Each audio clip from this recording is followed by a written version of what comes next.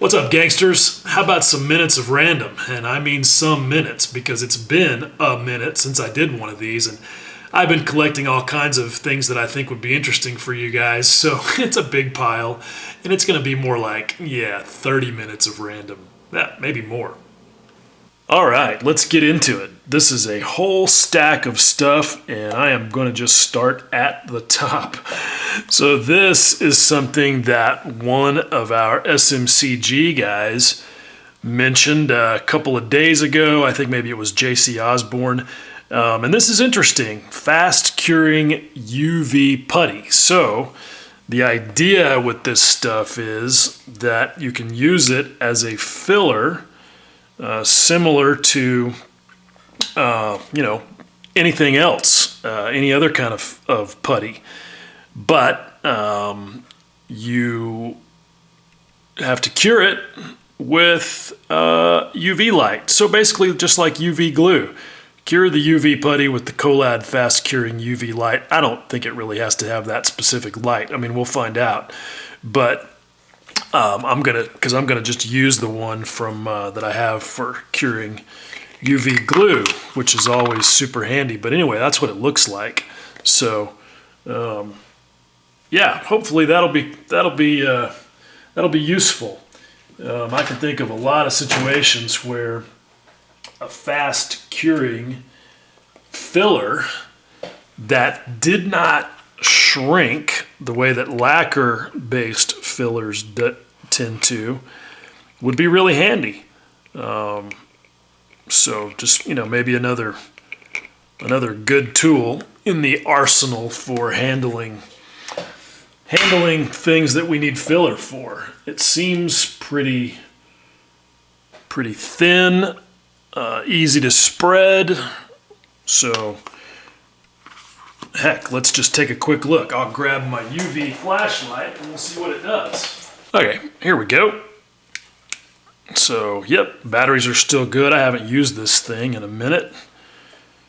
So let's see what happens. I'm going to shine it on here while I talk about something else. Okay, so this is not model making related except for the materials that I use. These are actually gas tank badges for one of my dirt bike buddies.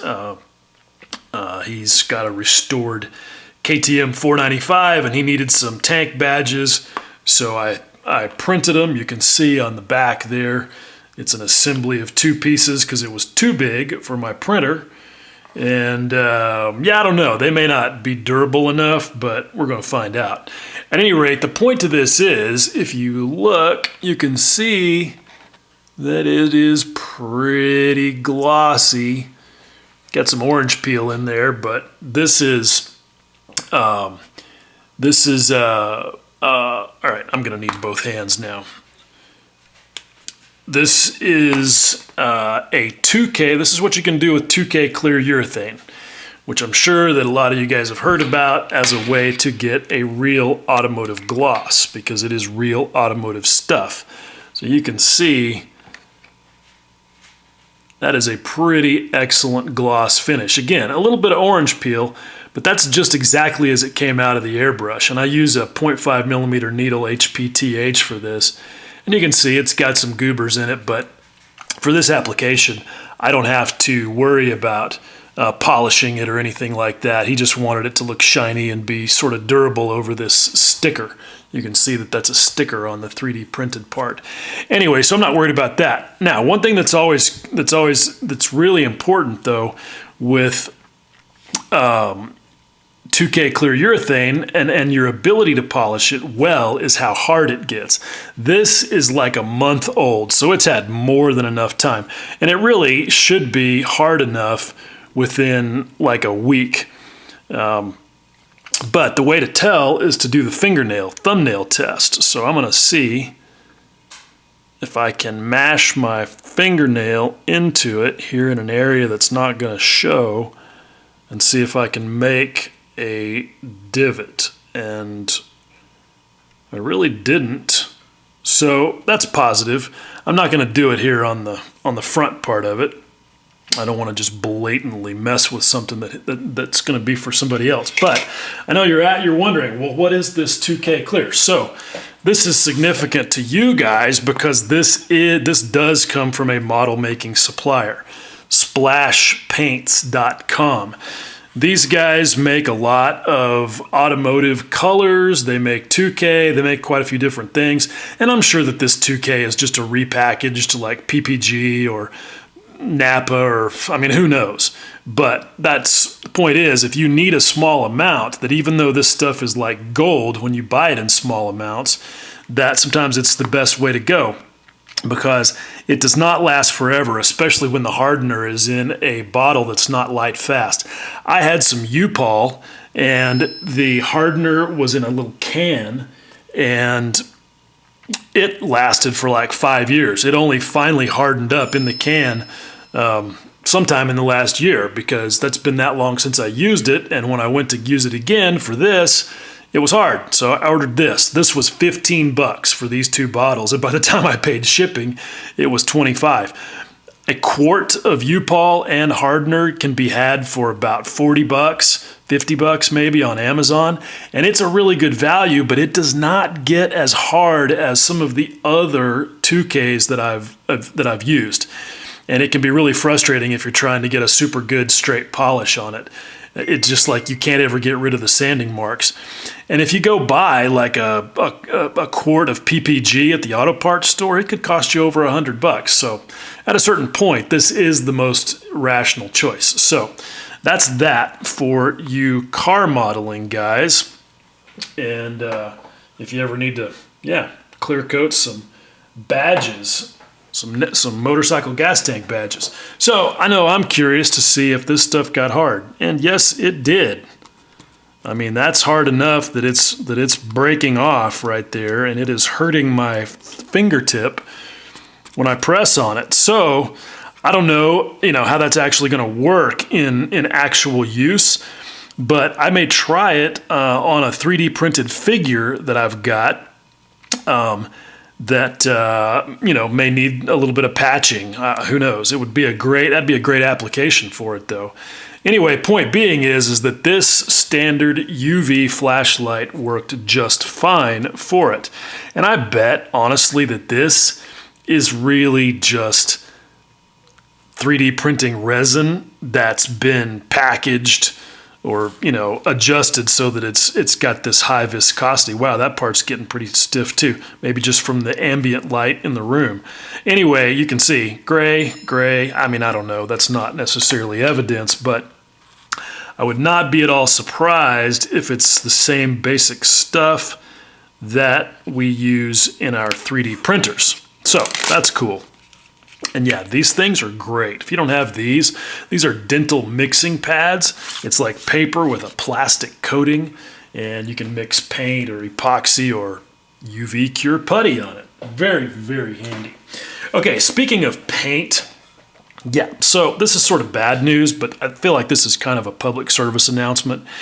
This MRP Super Clear Matte has become one of my go-to favorites because I can take it straight out of the bottle if I need to. I don't have to reduce it like I do with the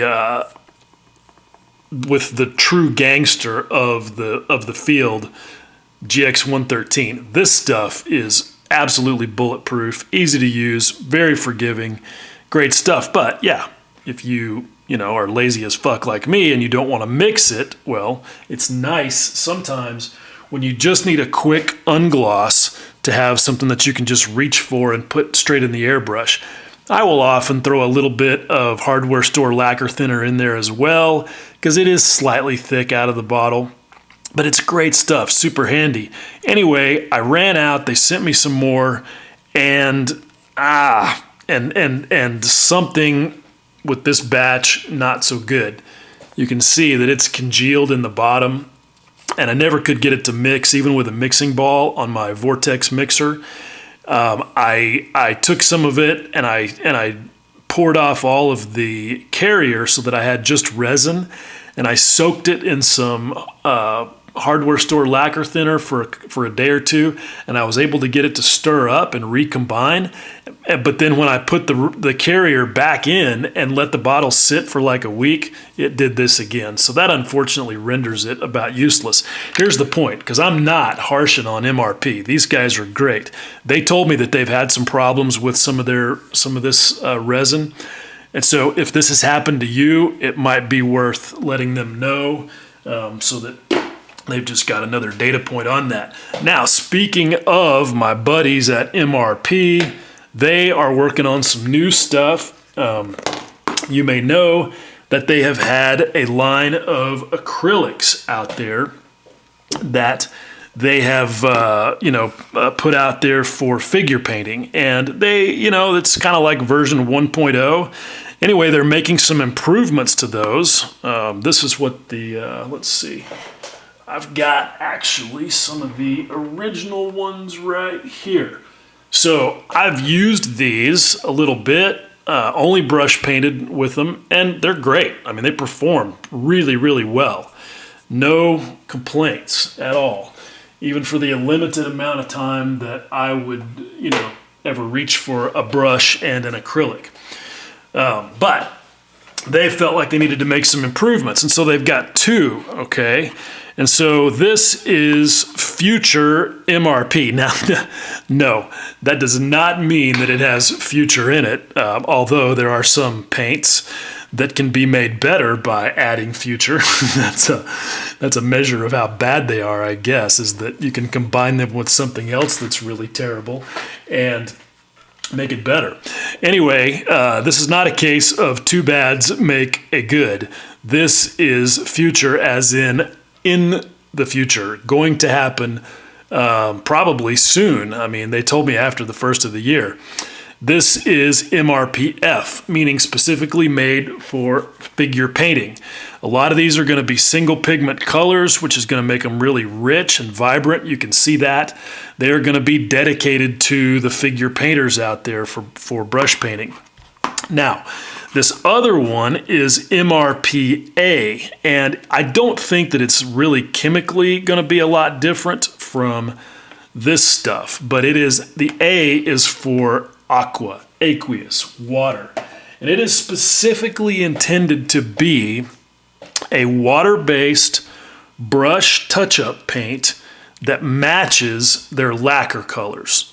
Okay, so if you've ever been in a situation where you use some of their brilliant lacquers to do a bunch of painting, and maybe you had a little chip, like with this thing, like might have knocked a little paint off of the edge of the landing gear door, and either was out of paint or didn't want to gear up and respray that part, and I wanted to be able to just do a little brush touch up.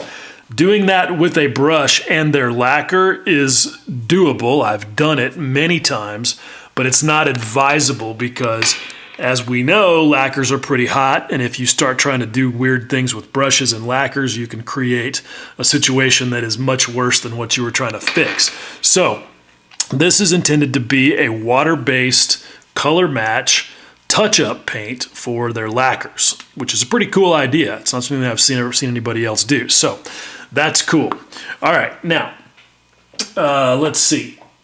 Books. Okay, I have a whole stack of books here that I want to talk about. Not going to do a full, page-by-page review, but I just wanted to talk about these. This is Derek Stinning's new book.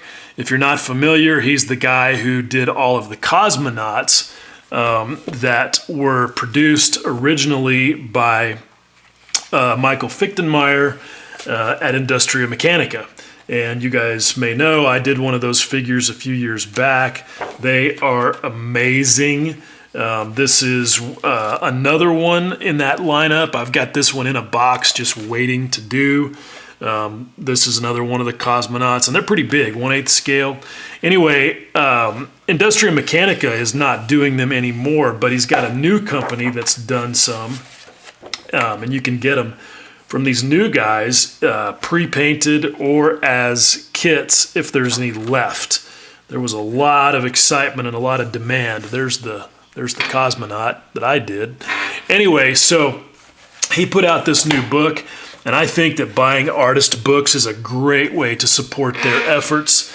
And this is really cool on your coffee table, so there's that. Okay, next book that is super cool is, this is just so dope. This is the Japanese release of Perfect Pits. Some of you guys may remember that Chris Meddings, the honcho over at Inside the Armor Productions, enlisted a few of us to produce a book specifically about making the most of your scale aircraft cockpits. And it featured some work by some pretty talented dudes, not necessarily including me, but you've got your own Veen, Tom Annies, Chris himself, and then, yeah, me. I'm in there too with my cockpit from my P40 that I built a couple of years ago. Of course, it's in the back. It's last. Anyway, the folks in Japan that work with Chris wanted a Japanese version, and so they've produced that. And he sent me a sample copy of it. I mean, obviously, I can't read any of this, but it is very cool. It's just a neat thing. Actually, I guess, being that this is a Japanese book, maybe I'm in the front, because if I remember correctly, they read from the other direction. I know that when I get copies of scale aircraft from Japan, that they start on the other end from what a normal magazine would. Anyway, Chris has also been super busy in the last year. He has released volume 2 of Ukraine, of models for Ukraine. And this is just fantastic because not only does it go to support a good cause, all of the profits from this, and Chris has put so much work into this and done such a great job. It's amazing how some guys can take years and never release a book that's already written and take money for it in pre-orders. And yet Chris, a one-man shop, can write, produce, and get printed a book like this in literally less than a month. It's amazing. And this thing is, again, not only going to a really good cause, but I don't know that there's ever been a collection of so many top shelf modelers all in one volume. I mean, look at the names here. Fanch, Lubin, Ian Bearclough, John Colasante, Renee Vanderhart, Sam Dwyer, Chris himself. I didn't get involved in this one because I just had too many things going on. But this is just a really cool sort of compendium of good shit from a bunch of really good model makers. And I think he still has some left. It's definitely worth checking out because, again, yeah, I mean, not only does it go to a good cause, but just a really, really great value.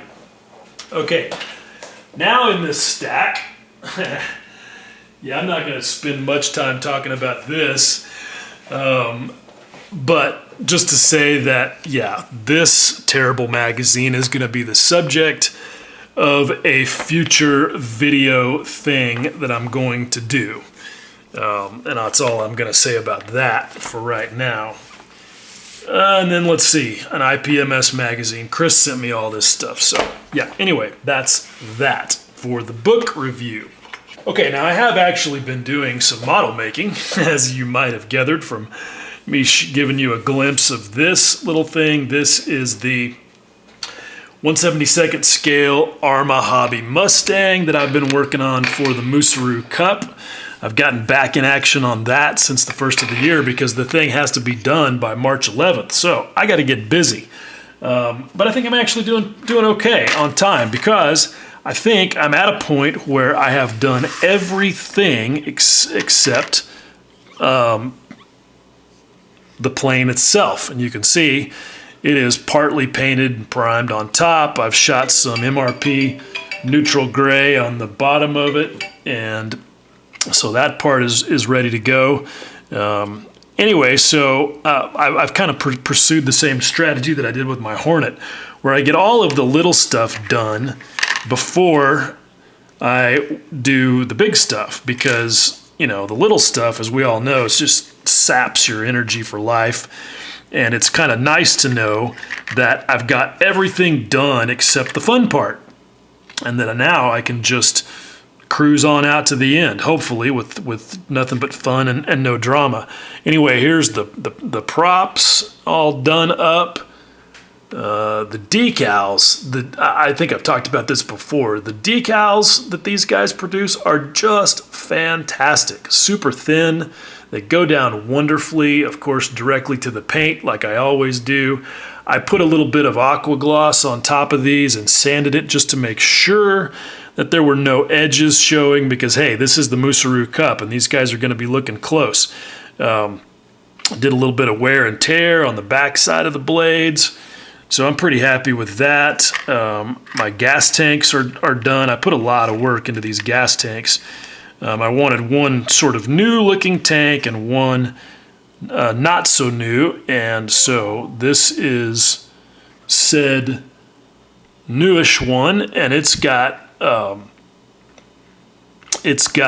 several coats of Tamiya's wonderful LP11 silver on it, which is just really literally one of the best paints in the history of paint. If I could get the camera to focus, you could see how nice and glossy that is. That's got no clears on it at all. Oh, and the one thing that I did, this is not something that I think everybody knows about, is there are some decals where you can remove the clear film by scrubbing with mineral spirits. And as it turns out, these are some of those. So you can see those decals are there on the paint, no film showing, which is pretty cool. So then here's the more beat up tank, which started the same and then got a bunch of abuse with oils and the like. So there's that. Landing gear's done. Now the wheels, yeah, they're a disaster in this kit. This is a wonderful kit. Really, really good. They did an amazing job with the details and with the decals and everything. The engineering is overall pretty solid. The molding is really good, the instructions are good, but they completely blew it with the wheels. And they know it, they're not hiding from it, but I think that the bottom line is they got screwed by their tool maker. And here's why. So if you look closely, all right, at these treads, this is the standard Mustang diamond tread. And you should be able to see it instantly. All right, you've got the standard issue of the tread grooves not being able to meet at the center line where the parting line is because it's going to create an undercut. That's just an injection molding limitation. That's one of the reasons we love resin wheels. But, so what you would normally do is after you sand down that parting line, you then just rescribe, like with a razor saw, going across the center. But you can see the problem. The treads don't match on either side of that center line. And it's not, what's worse is that it's not consistent. So you'll start where it looks pretty good like it does here on the top. Come on, camera, focus up. Oh, you can see even right there how mismatched they are. Yeah, and you start where it seems like it's going pretty good, and then you start working your way around, and it gets worse and worse and worse. You can see it's really bad right there. But we have to use them for the Musaru Cup because the rules are you have to use the parts that are in the box. These are from a spare kit that I bought. And yeah, so we can't use resin, can't 3D print our own, got to make do with what we got. And so I just worked the problem, and it's not great, but It's not horrible. I mean, I can live with it. It is what it is. So that's that. This was a lot of work. In fact, a group of us got together to send them a letter and ask for relief. Can we please not have to deal with these tire treads? Can we have a break on the rule and use aftermarket tires? And they made it 100% clear that they were not interested in us whining about the tires, and that we needed to just get back to the workbench and be men about it. So anyway, it is what it is. It's a contest, so gotta respect that. But at any rate, that's Wheels. I'm happy that I have both of those done, because I did the first one like 2 months ago, and I've been dreading doing the other one, but I had to man up and face it, and so I'm happy that that's done. I'm putting it on a little base, and I'm using a figure, one of Reed Oak's wonderful 3D printed human scans, and he's already painted, but I'm not going to get him out just to show you guys. I've got a spare because I knew that with the fingers and things just being so delicate that there was a chance that I would end up breaking some fingers off. In fact, I ended up breaking the fingers off of this one, just getting the supports off of it. So, yeah, not good. And it arrived with one arm broken off. So it was a good thing that I ordered two. And this is my first time to paint a 1/72nd scale figure, and you'll see it when I do the finished project video for this thing. I mean, it is what it is. I feel like it looks okay, but it is still frustrating because it's so damn tiny. But just look at the level of detail on this thing. I mean, look at how thin the jacket is there where it billows out. You can see the strap from his helmet. I mean, it's just incredible, and certainly much easier to paint and make it look decent than an injection molded or hand sculpted figure would have been, because you just get such good relief on the wrinkles, and just so much realism. So I think it's going to end up looking really good. I've got the base done. I'm not going to show you guys that, but I think it's all going to come together pretty nicely. But I spent most of December working on something completely different, and I'll show you that.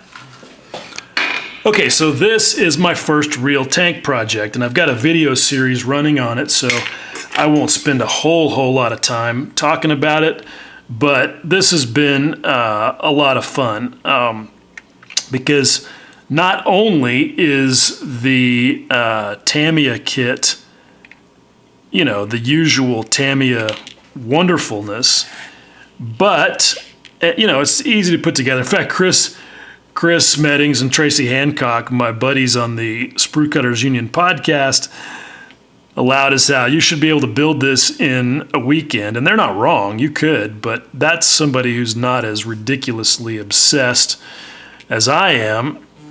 And one thing that I wanted to do was 3D print, and, I wanted to engineer as many of the things. Hold on. I wanted to re-engineer and 3D print as many of the details on it that I did not like as I possibly could, and also be able to add some things like stowage, which you can see here. And so that's what I've got going on. These jerry cans were generously donated by a friend who shall remain anonymous, but you can see how fantastic they are. 1/48 scale jerry cans, and you can see the stamping on the side and even the little tabs on the lid. Hopefully, if I could get the damn camera to focus, you could see those. Yeah, so really, really cool. Yeah, I even went as far as 3D printing the grab handles. And I know that guys are gonna be like, well, you could have just made those out of wire. Well, yeah, I could, but I wanted to see if I could do it in 3D printing for one thing, and if it would work, because I knew one of my goals on this project was to really challenge myself and push the lower boundary of just how small I could get the details to print. And you can see those grab handles are great. And honestly, they were super quick. I think faster than it would have been for me anyway to do with wire, because they're all the same. And so knowing that center to center distance, I use a pair of dividers and punched all of the center marks and then drilled everything.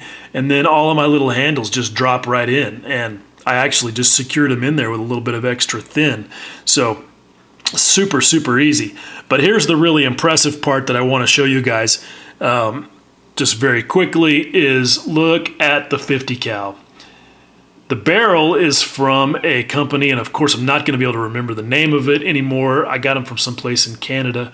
One of the SMCG guys recommended them. But the 1/48 brass barrel is obviously beautiful. It's a two-piece thing with the cooling jacket on there. But the same person who donated me the gas cans donated me the STL files for the Browning 50 cal, and look at that. It's even got an ammo belt.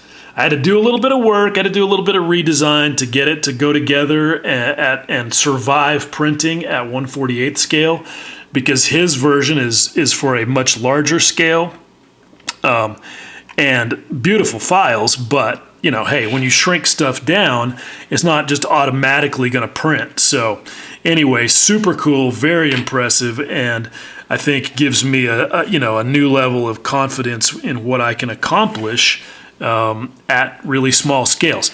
Now, the one thing that's not 3D printed is, other than the applique armor on the sides, obviously that's evergreen, is this little pile of tarps that I'm going to use. This is just one of the many cool things from Value Gear. Steve Munsell over there, he does amazing stuff. He sculpts all these things by hand. They're just, really, really cool. And he makes several different packages for Shermans that are just awesome. Like you can get even the logs that you might want to put on the sides. You can get sandbags. So anyway, check out Steve Munsell's stuff at Value Gear. Really cool stuff, and he's just a super cool guy. So there's that. And I think that with that, we've probably come to the end of all the cool stuff. But with this last thing, I got to throw a shout to my buddy Matt Flegel. Some of you guys have seen him in SMCG or various armor groups. Matt's just a super cool dude, and happens to be that not only is he a Sherman tank guru, he gets to drive them. He volunteers at a museum, and so he knows these things in a way that most model makers just don't. But he's also a fucking brain surgeon, like literally a brain surgeon. Even more, he trains other brain surgeons. And so he gets leftover equipment, and he sent me these tweezers. And these are I think these are like $400 tweezers. And part of the reason is that they're made out of titanium, which is just, craziness. But these, I just got to say, look how cool these are. They've got like grippers on the tip so that your parts don't go pinging off into space. And because these are titanium, one of my favorite things is that when I am messing around with stuff like installing magnets in little tires, you can't pick magnets up with regular steel tweezers because magnets. But titanium tweezers, no problem. So yeah, if you can ever get yourself onto a set of these things, you would be also very lucky like me. These have some information burned into the end of them. These are, yes, pilling wet titanium from Belgium. That just sounds fancy.